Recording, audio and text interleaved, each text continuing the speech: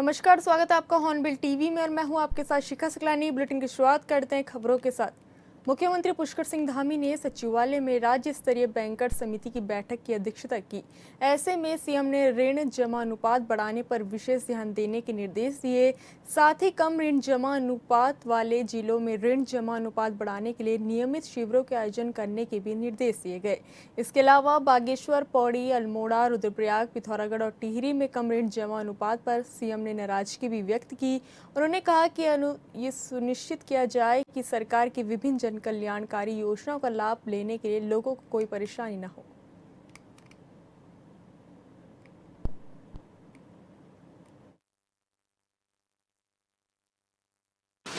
क्योंकि बैंक राज्य और देश की जो अर्थव्यवस्था है, रोजगार है, वित्तीय समावेशन है और निवेश और उद्योग और राज्य का राजस्व, इन सभी की वृद्धि में इनका बहुत बड़ा योगदान होता है और मैं कहूँ कि हर विकास की दृष्टि में योगदान होता है।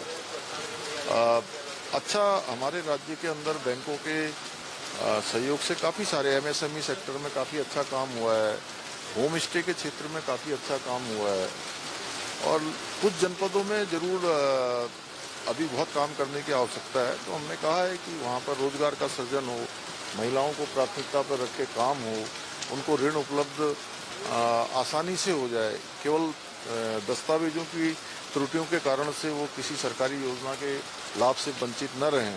जो हमारी सब्सिडी की योजनाएं हैं वो योजनाएं उनको मिलेंगी तो सबको आगे बढ़ने का मौका मिलेगा और हमारी प्राथमिकता है कि हमारी मातृशक्ति महिलाएं हमारी आगे आएँ, युवाओं को रोजगार के अवसर मिलें। स्टार्टअप है, स्वरोजगार की योजनाएं हैं, उन सभी को बढ़ाने के लिए कहा है और बैंक भी इस दिशा में आगे बढ़कर काम करेंगे। सभी मिलकर जो है हम लोग एक आत्मनिर्भर भारत और आत्मनिर्भर उत्तराखंड के दिशा में आगे बढ़ेंगे। सर, कई राज्यों में समस्या हो गई है। अगले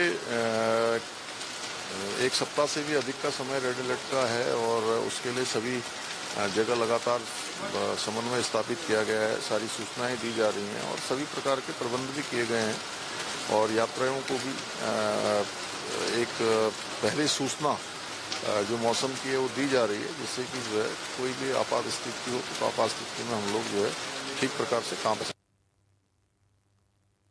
संगठन गतिविधियां तेज होने और केंद्र नेताओं के लगातार दौरे के बीच सियासी बयानबाजी भी तेज हो गई है। कांग्रेस की अंदरूनी स्थिति को लेकर बीजेपी विधायक विनोद चमोली ने बड़ा हमला बोला। उन्होंने कहा कि कांग्रेस में गुटबाजी चरम पर है और केंद्र नेताओं के दौरे से भी पार्टी की स्थिति सुधरने वाली नहीं है। उनका कहना है कि 2027 विधानसभा चुनाव नजदीक आते आते कांग्रेस की अंदरूनी कलह और अधिक बढ़ेगी। देखिए, उत्तराखंड थम नहीं रहा है, कांग्रेस से नियंत्रण में नहीं आ पा रहा है क्योंकि यहाँ पर गुटबाजी चरम पर है और सब अलग अलग मुंह किए हुए खड़े हैं और एक दूसरे को पटकने देने में लगे हुए हैं। सब ने बिल्कुल तैयार होकर सब मैदान में उतरे हुए हैं। तो कांग्रेस किसी स्तर पर भी किसी को भी भेज दे, मैं नहीं समझता ये गुटबाजी थमने वाली, बल्कि और ज़्यादा बढ़ने वाली है।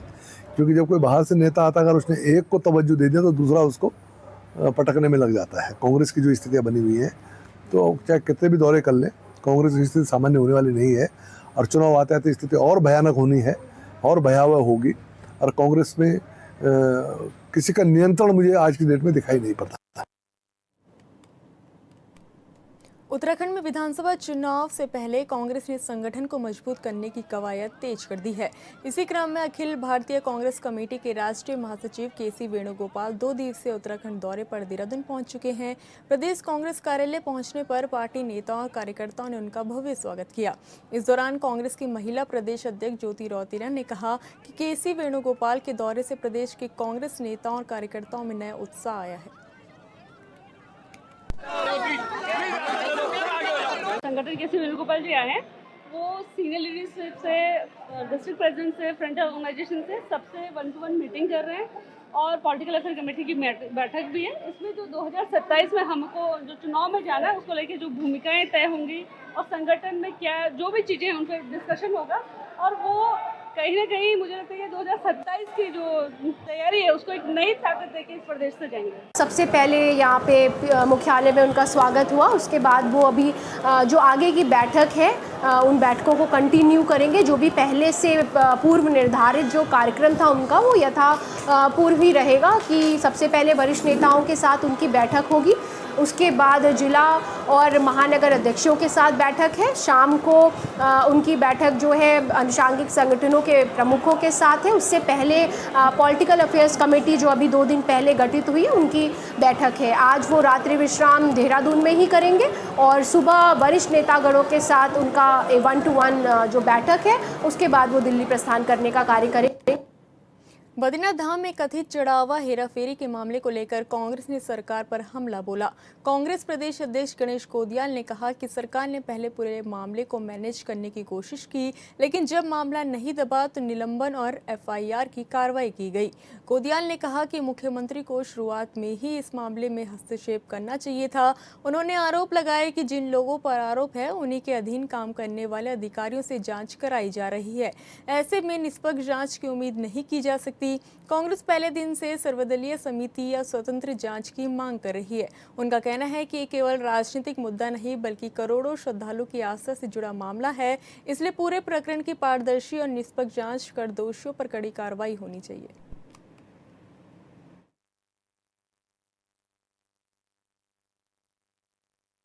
आप खुद ही बताइए कि आपको शक हो किसी पर कि इसने चोरी की है और कहा जाए कि भाई इसके परिवार वालों को हम जांच कमेटी में जांच बिठा देते हैं, इसके परिवार वाले जिस पर आपको शक है, आप विश्वास करेंगे उस जांच पे? कोई नहीं करेगा उस पर विश्वास। यही हालत है। जिस व्यक्ति पर आरोप है, संभावित रूप में जिस व्यक्ति के हितों के लिए ये सब किया गया, उसी व्यक्ति के अधीन चलने वाली समिति के लोग जांच समिति में है। क्या है ये? कौन यकीन करेगा इस पे? जांच तटस्थ होनी चाहिए, पारदर्शी होनी चाहिए और ये सिर्फ पक्ष विपक्ष की बात नहीं है और उत्तराखंड तक ये इसका असर सीमित नहीं है। इसका असर सिर्फ देश तक भी सीमित नहीं है, इसका असर देश की भौगोलिक सीमाओं के बाहर भी जो सनातन मत को मानने वाले हमारे भाई बहन तमाम लोग हैं उन सब तक ये बात जाती है। इसलिए इसको विश्वास बनाए रखने के लिए पारदर्शी जांच होनी चाहिए। थराली में आशा कार्यकर्ताओं ने न्यूनतम 18,000 रुपये प्रतिमाह वेतन, राज्य कर्मचारी का दर्जा समेत 9 सूत्रीय मांगों को लेकर प्रदर्शन किया। थराली, देवाल और नारायणबगड़ इकाइयों के संयुक्त बैनर तले प्रदर्शन किया गया। इस दौरान कार्यकर्ताओं ने थराली देवाल तिराहे से तहसील परिसर तक रैली निकालकर सरकार के खिलाफ नारेबाजी की। इसके बाद उप जिलाधिकारी कार्यालय के बाहर धरना प्रदर्शन कर वरिष्ठ प्रशासनिक अधिकारी के जरिए मुख्यमंत्री को संबोधित ज्ञापन सौंपा। आशा कार्यकर्ताओं ने चेतावनी दी कि अगर उनकी मांगें जल्द पूरी नहीं की गई तो आंदोलन को और तेज किया जाएगा।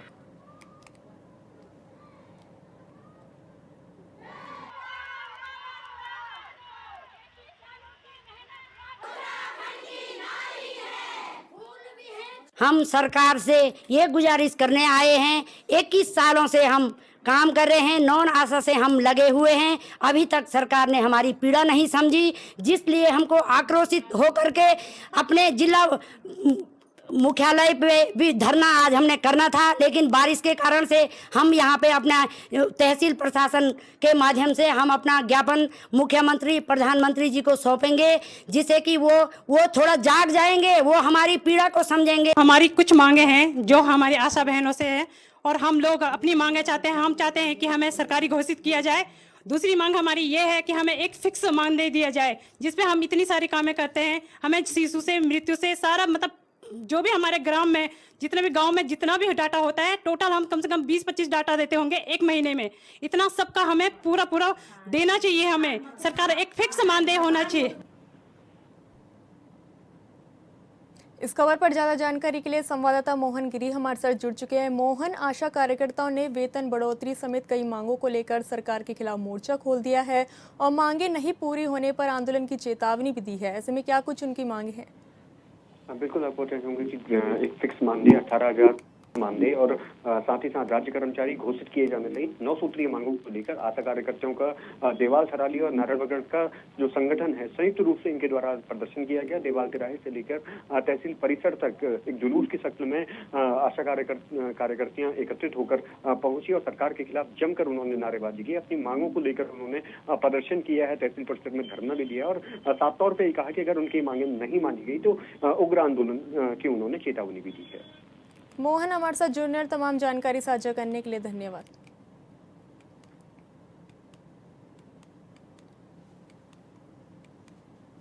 प्रदेश में कर्मचारी भविष्य निधि के नियमों के अनुपालन को लेकर क्षेत्रीय भविष्य निधि कार्यालय लगातार निगरानी कर रहा है।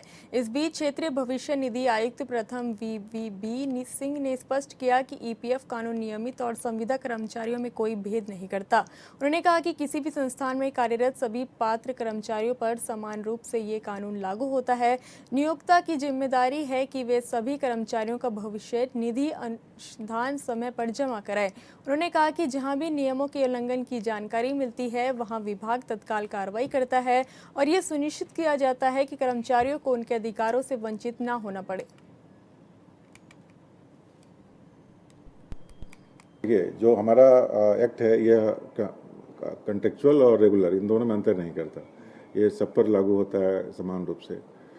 किसी भी संस्था में यदि कंट्रैक्टर के द्वारा कोई कर्मचारी नियुक्त है तो उसकी प्रिंसिपल एम्प्लॉयर होने के नाते उस संस्था की जिम्मेदारी है कि वो इंश्योर करे कि उन कर्मचारियों का भी जो कंट्रेक्चुअल एम्प्लॉय हैं उनका भी कंट्रीब्यूशन ईपीएफ कंट्रीब्यूशन जमा हो टाइमली। और जो भी हमारे संज्ञान में इस तरह की कहीं भी इवेजन आता है तो हम लोग उसको परस्यू करते हैं और प्रयास करते हैं कि उनका भी कंट्रीब्यूशन जमा हो। जहाँ जिस संस्था का आपने नाम लिया तो वहाँ से हमें लगता है कि इंश्योरेंस का कंप्लायंस हम लोग ले पा रहे हैं और लोग जमा कर रहे हैं। फिर भी यदि कहीं कोई समस्या है या यदि कहीं कोई इवेजन की जानकारी आती है तो हम लोग उस पर तत्काल एक्शन लेते हैं। क्योंकि पिछले साल लगभग 200 संस्थानों को नोटिस गए थे यहाँ से। हाँ, तो उसके तहत सभी कंप्लायंस हो गए क्लियर या अभी कुछ है? अब यह तो रिकॉर्ड का विषय है, इसको पूरी तरह एकदम एग्जैक्टली ये कहना भी उचित नहीं होगा कि सबने कंप्लायंस कर दिया। मौसम विभाग केंद्र देहरादून ने अगले 48 घंटे के लिए कई जिलों के लिए रेड अलर्ट जारी किया है। हरिद्वार, देहरादून, उधम सिंह नगर, नैनीताल, चंपावत जिले के लिए अलर्ट जारी किया, जबकि अन्य पहाड़ी क्षेत्रों के लिए ऑरेंज अलर्ट जारी किया गया है। खासतौर पर चारधाम यात्रा करने वाले यात्रियों से अपील की गई है कि वे मौसम और सड़कों की जानकारी लेकर ही यात्रा करें। मौसम विभाग के मुताबिक देहरादून, हरिद्वार, उधम सिंह नगर, नैनीताल और चंपावत जिले के कुछ स्थानों पर बहुत से बहुत भारी बारिश हो सकती है। इन क्षेत्रों में तेज गर्जना, बिजली चमकने और कुछ इलाकों में तेज हवाएं चलने की भी संभावना है। वहीं 10 जुलाई को कुमाऊं मंडल के कुछ जिलों में बारिश की एक्टिविटी ज्यादा रहने वाली है। उधर भारी बारिश को देखते हुए प्रशासन ने राज्य के 5 जिलों में आंगनबाड़ी केंद्र समेत कक्षा 1 से लेकर 12वीं तक क्लास के सभी स्कूलों को बंद किया है।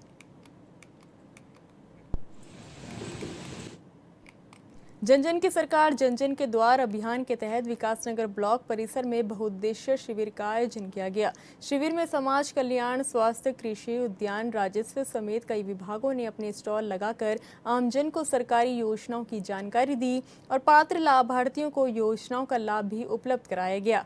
बड़ी संख्या में पहुंचे ग्रामीणों ने अपनी समस्याएं संबंधित विभागीय अधिकारियों के समक्ष रखी, जिनके त्वरित समाधान के निर्देश भी दिए गए। इस दौरान विकासनगर विधायक मुन्ना सिंह चौहान और एसडीएम विनोद कुमार ने कई विभागों के स्टॉलों का निरीक्षण कर अधिकारियों को जनहित के कार्यों में पूरी संवेदनशीलता और पारदर्शिता के साथ कार्य करने के निर्देश दिए। जो ये कार्यक्रम था सेवा, सुशासन और समर्पण जिसकी थीम थी, उसके संबंध में एक ये जन जन की सरकार कार्यक्रम आयोजित किया गया था। यहाँ पे जो हमारे ब्लॉक स्तर के जितने भी विभाग हैं सारे स्टॉल उनके लगे थे, सक्षम अधिकारी यहाँ पे मौजूद थे और जो भी मूलभूत सुविधाएं लोगों को कैंप के माध्यम से दी जाती है वो सभी प्रदान की गई। करीब 300 से 400 लोग यहाँ पे अभी आए हुए हैं, जिन लोगों ने सरकार की जो विभिन्न योजनाएं हैं उनका लाभ उठाया है और उसके साथ साथ जो जागरूक लोगों को किया गया है और जो जन समस्याएं उन लोगों की थी उनको भी सुना। फ्लैगशिप प्रोग्राम है और ये बहुत सफल प्रोग्राम है और मैं ये कहूँगा कि ग्रैंड सक्सेस है। उद्देश्य यह है कि जनता जनार्दन को सरकारी योजनाओं का और सरकारी विभागों से संबंधित कामकाज की जो सुविधा है वो एक जगह पर, जिसे वो कहते हैं अंडर वन रूफ, एक छत के नीचे सुलभ हो सके, उनको अनावश्यक धक्के ना खाने पड़े, दौड़ भाग ना करने पड़े, उनका समय बचे, उनको सारी सुविधाएं एक जगह मिल सके। और आपने देखा होगा कि बहुत प्रभावी तरीके से इस कैंप में भी जन समस्याओं का एड्रेस हो रही है, उसका समाधान किया जा रहा है और जो सुविधाएं हैं वो यथासंभव यहीं के यहीं मिल जा रही है। जैसे किसी का पेंशन रुकी हुई थी, वो पेंशन उसका कुछ आधार इत्यादि तमाम सारे कुछ उसको अपडेशन होना है, वो यहाँ पे कर दिया गया है, तो वो उनका प्रॉपरली सही हो गया। राशन कार्ड में नई यूनिट जुड़े हैं, फूड सिक्योरिटी एक्ट के कुछ अतिरिक्त यूनिट्स मिले हुए, वो अपने आप में धक्के खाते रहते हैं, कहाँ से जुड़ेंगे, हम यहीं पर उनको जोड़ करके दे दे रहे हैं। खबर मसूरी से है, जहां विश्व प्रसिद्ध मां सुरकंडा धाम के प्रवेश द्वार कद्दूखाल बाजार में होटल निर्माण के लिए की जा रही खुदाई ने बड़ा खतरा पैदा कर दिया। निर्माण स्थल के पास अचानक हुए भूस्खलन से एक पुराना भवन क्षतिग्रस्त हो गया। घटना के बाद क्षेत्र में अफरा तफरी मच गई। हालांकि प्रशासन की सतर्कता के चलते समय रहते खतरे की जद में आए 2 रेस्टोरेंट, कई खोखे और मजदूरों की झुग्गियों को खाली करा दिया गया था, जिससे कोई जनहानि या पशुहानि नहीं हुई। स्थानीय लोगों के अनुसार होटल निर्माण के लिए पहाड़ी की गहरी कटिंग किए जाने के बाद लगातार बारिश के कारण जमीन कमजोर हो गई। इस दौरान अचानक मलबा और पत्थर खिसकने लगे, जिससे पास स्थित पुराना भवन क्षतिग्रस्त हो गया। घटना के बाद आसपास के लोगों में दहशत का माहौल बन गया है और बाजार में कुछ देर के लिए अफरा तफरी की स्थिति पैदा हो गई। सूचना मिलने पर प्रशासन और संबंधित विभागों की टीम मौके पर पहुंची और पूरे क्षेत्र का निरीक्षण किया। प्रशासन ने लोगों को क्षतिग्रस्त क्षेत्र से दूर रहने की सलाह दी। स्थानीय व्यापारियों और ग्रामीणों का कहना है कि धार्मिक पर्यटन के केंद्र कद्दूखाल में तेजी से हो रहे निर्माण कार्यों के दौरान सुरक्षा मानकों का कड़ाई से पालन कराया जाना चाहिए। उनका आरोप है कि पहाड़ियों की अंधाधुंध कटिंग भविष्य में बड़े हादसे को न्योता दे सकती है। उन्होंने निर्माण कार्य की तकनीकी जांच कर दोषी पाए जाने पर कार्रवाई की मांग की है।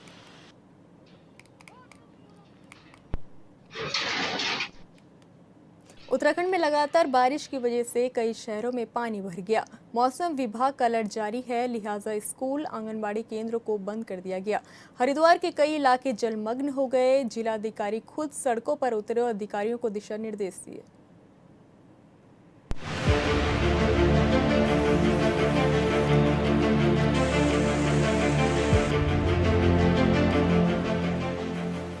हरिद्वार और आसपास क्षेत्र में बुधवार देर रात से झमाझम वर्षा हो रही है। शहर के कई निचले इलाकों में जल भराव की स्थिति है। मध्य हरिद्वार के व्यवस्थम श्री चंद्राचार्य चौक, भगत सिंह चौक रेलवे पुलिया के नीचे घुटनों तक पानी जमा होने से आवागमन पर असर पड़ रहा है। जल भराव के बीच से यातायात में परेशानी का सामना करना पड़ रहा है। कल रात से ही पूरे डिस्ट्रिक्ट में काफी बारिश हुई है। कुछ स्थलों पर 150 मिली से अधिक बारिश हुई है। मुख्य में हरिद्वार, उड़की, लक्सर, भगवानपुर सभी जगह रात भर से बारिश चल रही है। जगह जगह जहाँ जहाँ जल भरा हुआ है वहाँ पर सभी अधिकारी तैनात किए गए हैं। पंप से और अन्य माध्यम से जल निकासी कराई जा रही है। ट्रैफिक को भी डाइवर्ट किया गया है और आम जनता को भी सुरक्षित रहने के लिए बताया गया है। हरिद्वार में पिछले 24 घंटों के दौरान अच्छी बारिश दर्ज की गई। वहीं भीमगोड़ा बैराज पर गंगा का जलस्तर सुबह 8 बजे 291.10 मीटर दर्ज किया गया, जो चेतावनी स्तर पर 293 मीटर और खतरे के स्तर 294 मीटर से नीचे है। जिला प्रशासन ने नदी किनारे रहने वाले लोगों और श्रद्धालुओं से सतर्क रहने की अपील की है। मनसा देवी और चंडी देवी की जो मार्ग है वहाँ पर भी अलर्ट करा गया है और जहाँ पर अधिक जल भराव है, जैसा मैंने कहा, वहाँ पे ट्रैफिक डाइवर्ट करके अन्य रास्तों से लोगों को। हर साल जल भराव की समस्या झेलने वाला रुड़की शहर मानसून के प्रारंभ में जबरदस्त जल भराव का शिकार हुआ है। 1.5 से 2 लाख की आबादी घरों में कैद हो गई है। घरों के अंदर जबरदस्त पानी भरा हुआ है। लोगों के घरों में 1 से 2 से 3 फुट तक पानी आ गया है। इतना ही नहीं, रुड़की का रामपुर चुंगी से होकर भगवानपुर एवं हरिद्वार जाने का संपर्क पूरी तरह से टूट गया है। रामपुर चुंगी पर 3 से 4 फुट तक पानी भरा हुआ है। नदी का जलस्तर 291 मीटर के नीचे है और वार्निंग और डेंजर से काफी नीचे है और बारिश आजकल का भी अलर्ट है। इसको देखते हुए सभी जगह प्रधानों के माध्यम से हमारे स्थानीय कर्मचारी, ग्राम पंचायत अधिकारी सभी के माध्यम से लोगों के संदेश देंगे कि देखिए, भारी बारिश की चेतावनी को देखते हुए आज पूरे जनपद में सभी स्कूल आंगनबाड़ी को क्लोजर किया गया था और सभी से अनुरोध भी है कि सेफ रहें और सुरक्षित स्थानों पर अपने हर साल मानसून से पहले बैठकें होती हैं। दावा किया जाता है कि इस बार जल भराव की समस्या नहीं होगी, लेकिन इस बार पहली बारिश में ही जिला प्रशासन के दावों की पोल खुल गई है।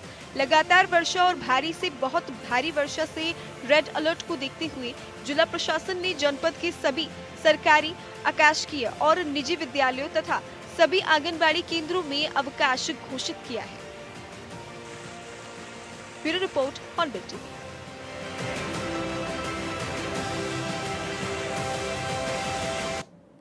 उत्तराखंड में मौसम विभाग के कई जिलों के लिए हाई अलर्ट जारी किया गया है, क्योंकि लगातार बारिश हो रही है, जिसकी वजह से एक तरफ जहां नदियों में उफान है तो दूसरी तरफ पहाड़ी जिलों में भूस्खलन हो रहा है। निचले इलाकों की स्थिति ये है कि देहरादून से लेकर हरिद्वार तक कई इलाकों में पानी भर गया।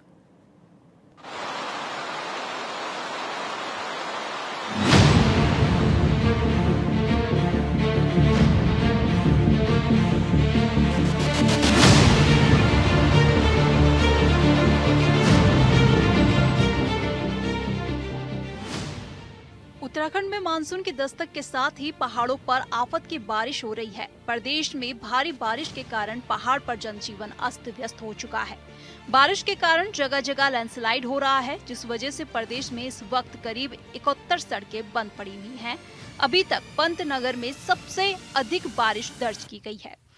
भारी बारिश के कारण कई जिलों में भूस्खलन और सड़क बाधित होने का खतरा बताया गया है। अगले एक सप्ताह से भी अधिक का समय रेड अलर्ट का है और उसके लिए सभी जगह लगातार समन्वय स्थापित किया गया है। सारी सूचनाएं दी जा रही हैं और सभी प्रकार के प्रबंध भी किए गए हैं और यात्रियों को भी एक पहले सूचना जो मौसम की है वो दी जा रही है, जिससे कि जो है कोई भी आपात स्थिति हो तो आपात स्थिति में हम लोग जो है ठीक प्रकार से काम कर सकें। विभाग के मुताबिक उत्तराखंड में मानसून अब पूरी तरह सक्रिय हो चुका है, लिहाजा पहाड़ी इलाकों में खतरा लगातार बना हुआ है। भारतीय मौसम विज्ञान विभाग और राज्य आपातकालीन परिचालन केंद्र की ताजा रिपोर्टों के अनुसार प्रदेश में अगले 48 घंटे अत्यंत संवेदनशील रहने वाले हैं। कई जिलों में भारी से बहुत भारी बारिश की चेतावनी जारी की गई है। वहीं 1 अप्रैल से अब तक प्रदेश में आपदा संबंधी घटनाओं में 20 लोगों की मौत हो चुकी है, 23 लोग घायल हुए हैं और 71 सड़कें अभी भी बंद हैं। बता रहे हैं कि वर्षा के अभी जो है भारी बारिश और बहुत भारी बारिश होने के चांसेस और वर्षा के तीव्र दौर होने के चांसेस है, बिजली गिरने के चांसेस बने रहते हैं।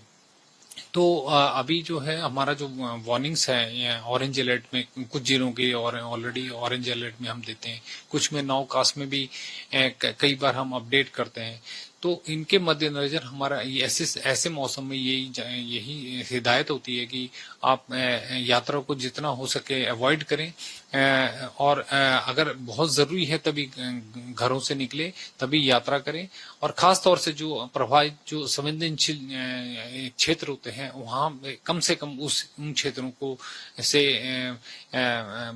अवॉइड रहे, यात्रा ना करें उन क्षेत्रों में, क्योंकि आजकल भूस्खलन का और स्टोन शूटिंग, मड स्लाइडिंग वगैरह के चांसेस ज्यादा हो जाते हैं। रुद्रप्रयाग में मूसलाधार बारिश के चलते अलकनंदा नदी उफान पर है और खतरे के निशान से ऊपर बह रही है। बढ़ते जलस्तर के कारण बेलनी पुल के पास स्थित भगवान शिव की विशाल प्रतिमा पानी में डूब गई है और कई निचले घाट जलमग्न हो गए हैं। नदी का जलस्तर खतरे के निशान को पार कर चुका है, जिससे आसपास के क्षेत्रों में भारी दहशत का माहौल है। बिल्कुल रास्ते बंद हो रहे हैं। बरसात कई जनपदों में बहुत ज़्यादा हो रही है और बरसात ज़्यादा होने के कारण मार्ग बंद होने की संभावना बनी रहती है। तो अभी तक जो रास्ते बंद हो रहे हैं, लगातार खोलने के लिए मशीनरी जो है वो काम कर रही है, रास्तों को खोलने का काम चल रहा है। जी, लगभग पीडब्ल्यूडी के 24 रास्ते बंद हैं। इसके अलावा कुछ ग्रामीण मार्ग भी बंद हैं। अभी मौसम विभाग का अलर्ट आया है और ये बताया गया है कि अगले 10 दिन तक ज़्यादा बारिश की संभावना है। उसको देखते हुए जनपदों को एडवाइजरी जारी की जा रही है, यहाँ से निर्देश जारी किए जा रहे हैं। और जो लोग उत्तराखंड की यात्रा पे आ रहे हैं या जो उत्तराखंड के निवासीगण हैं जो ट्रैवल कर रहे हैं, उनसे मेरा अनुरोध यही रहेगा कि जब भी बरसात हो रही हो उस समय ट्रैवल करने से बचने का प्रयास। फिलहाल इस बुलेटिन में इतना ही। आप देखते रहिए हॉर्नबिल टीवी। नमस्कार।